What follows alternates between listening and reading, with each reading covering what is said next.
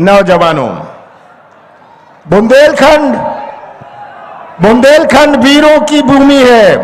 सबसे पहले मैं बुंदेलखंड की पावन भूमि को प्रणाम करता हूं। जागेश्वर नाथ की पावन भूमि पर आकर मुझे खुशी है, उन्हें प्रणाम करता हूं। रानी दुर्गावती को मैं प्रणाम करता हूं। शरद पूर्णिमा की मैं आप सबको बहुत बहुत शुभकामनाएं देता हूं और इस मंच से पूरे बुंदेलखंड की जनता जनार्दन को मैं प्रणाम करता हूं।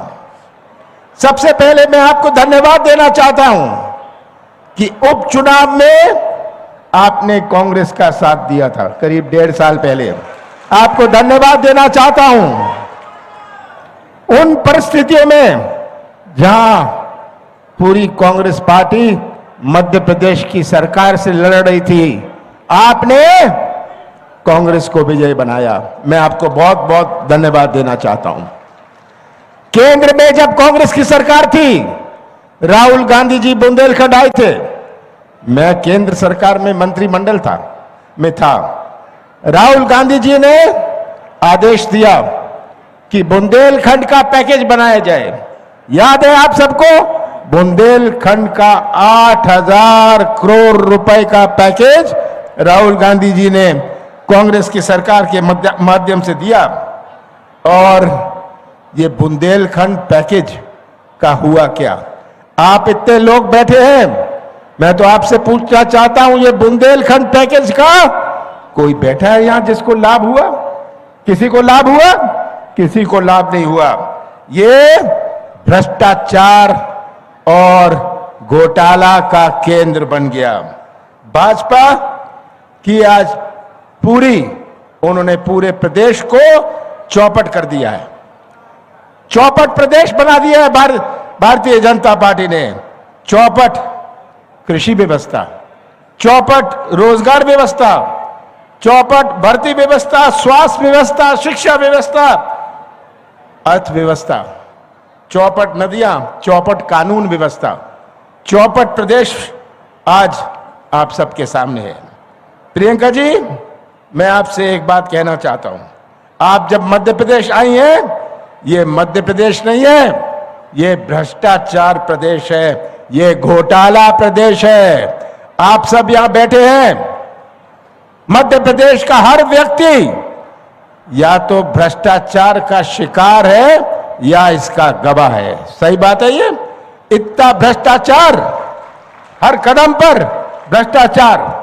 ये आज तस्वीर मध्य प्रदेश की आपके सामने है। मैं इन नौजवानों की ओर देखता हूं।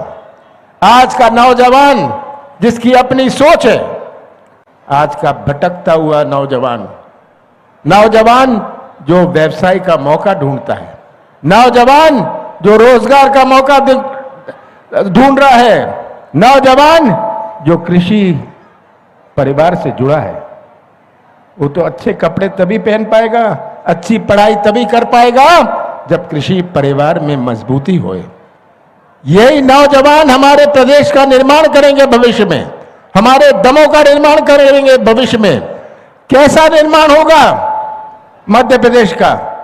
जब हमारे नौजवानों का भविष्य ही अंधेरे में रहे। ये आज सबसे बड़ी चुनौती हमारे सामने है कि हम नौजवानों का भविष्य कैसे सुरक्षित रखें। मैं तो कहता हूं हमें बेरोजगारी दूर करनी है, पर सबसे पहले भारतीय जनता पार्टी के नेताओं को बेरोजगार बनाना है। उनके नेताओं को आप बेरोजगार बनाएंगे तो हम बेरोजगारी दूर करने के रास्ते में चलेंगे। 17 तारीख को चुनाव है।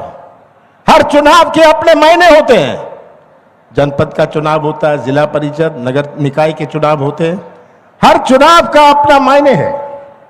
17 तारीख को जो चुनाव है, ये केवल एक उम्मीदवार का चुनाव नहीं है। 17 तारीख जो चुनाव है, ये केवल एक पार्टी का नहीं है। 17 तारीख जो चुनाव है, ये मध्य प्रदेश का भविष्य का चुनाव है। याद रखिएगा ये बात। मध्य प्रदेश कौन सी पटरी पर चलेगा? मध्य प्रदेश कौन सी पटरी पर चलेगा? ये आप सबके सामने है। शिवराज सिंह जी 18 साल से भारतीय जनता पार्टी की सरकार रही है। प्रदेश की तस्वीर आप सबके सामने है।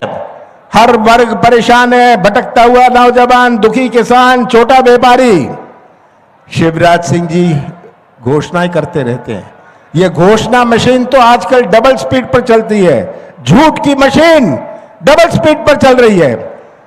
22,000 घोषणाएं करी हैं शिवराज सिंह जी ने, और ये हमारे नौजवानों की आवाज नहीं सुन सकते, इनके कान नहीं चलते। हमारे किसान का आंसू इनको दिखता नहीं है, इनकी आंख नहीं चलती। आंख नहीं चलती, कान नहीं चलता, पर मुंह बहुत चलता है। मुंह चलाने में और सरकार चलाने में बहुत अंतर है। याद रखिएगा कि कांग्रेस की सरकार 15 महीने आई थी, जिसमें से 2.5 महीने आचार संहिता और लोकसभा चुनाव में गया। हमने 11.5 महीने में अपनी नीति और नियत का परिचय दिया।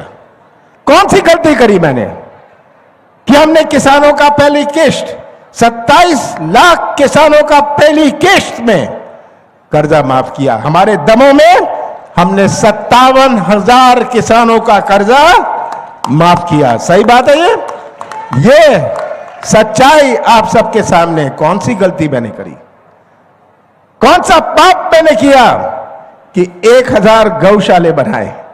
हमने 11.5 महीने में 1,000 गौशाले बनाए। कौन सा गुना मैंने किया कि 100 यूनिट 100 रुपए हमने बिजली दी?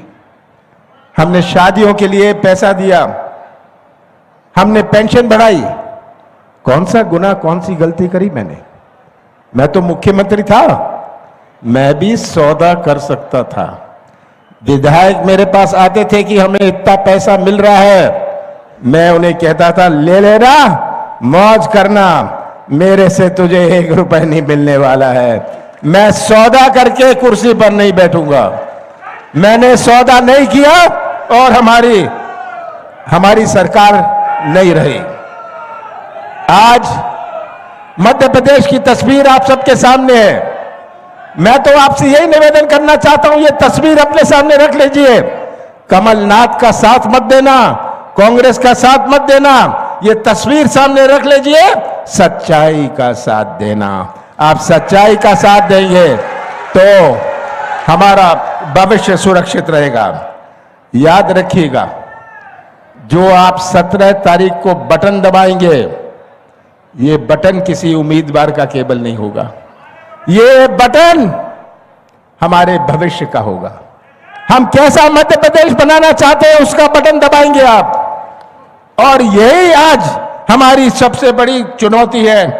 आज यही हमारे सामने चैलेंज है।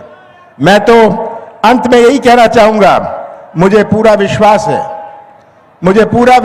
है कि 17 तारीख को आप सब मिलके हमारे दमों, हमारे बुंदेलखंड और हमारे प्रदेश की रक्षा करेंगे, हमारे संविधान की रक्षा करेंगे, हमारे संस्कृति की रक्षा करेंगे, जो हमारे जोड़ने की संस्कृति है, दिल जोड़ने की, संबंध जोड़ने की, रिश्ता जोड़ने की, और हमारे आगे आने वाली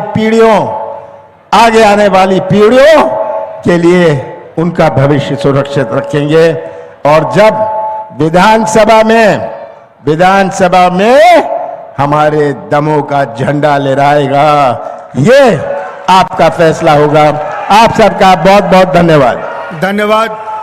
मैं सभी दमों की जनता से अनुरोध करूंगा कि माननीय श्री